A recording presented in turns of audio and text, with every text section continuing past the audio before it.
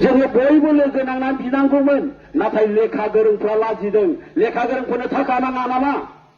थाखाखौ बिथांमोनासो हनै दाना थगायनायखौ जोङो नुदों हनै नेताफोरनाव थांबाय थाखाया लाबोबाय बिथांमोना हनै गामि जानि जाम्बा जाम्बिखौ उमुगाव होनांगौ उमुगाव होनांगौ उमुगाव होनांदों सोर बिलाय बिसोरो गोरों गोरों नंगौना नङा फालाय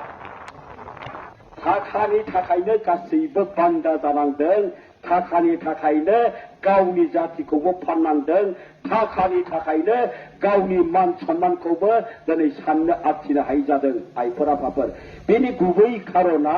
थाखा थाखा आइफोर आफाफोर बेनिखायनो रांखान्थि उदांस्रिनि बे सोमावसारनायाव दिनै भटारफ्राबो मिथिनानै भटार लोगो नांनानै दिनै भटारफ्रा गावसिनि बे दावहाखौ दिनै नांनो थाखाय दिनै 65 नं ढेकियाजुलि बिधान सभानि गेजेराव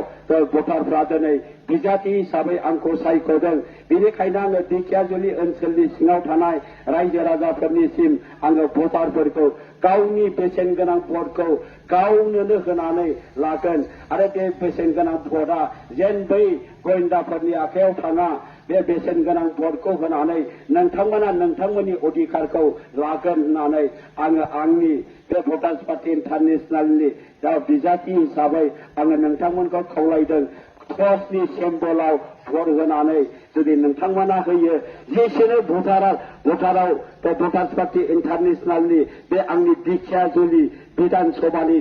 सिम्बला जाहैबाय टर्च लाइटआव जेसेनो भट गोग्लैनाय भटखौ मोनगोन एसेनो आइमोन बाबामोननि अरुणोदय बिथना बांसिन जालांगोन आरो बे पिएम किसाननि नामाव फैसा होदोंना बेबो बांसिन जागोन मानो होनब्ला भट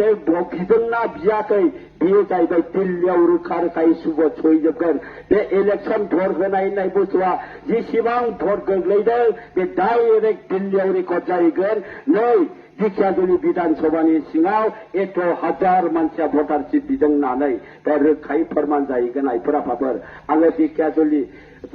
बिधान सभानि गेजेरनिफ्राय फैनानै दिनै भटार्स पार्टी इन्टारनेशनेलनि बिजाथि हिसाबै नोंथांमोननि बे बेसेन गोनां भटनि बेलायाव आङो बेसेन गोनां भटनि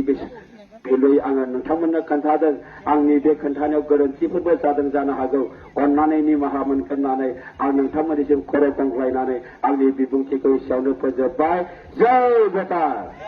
जय भटार जय भटारशिप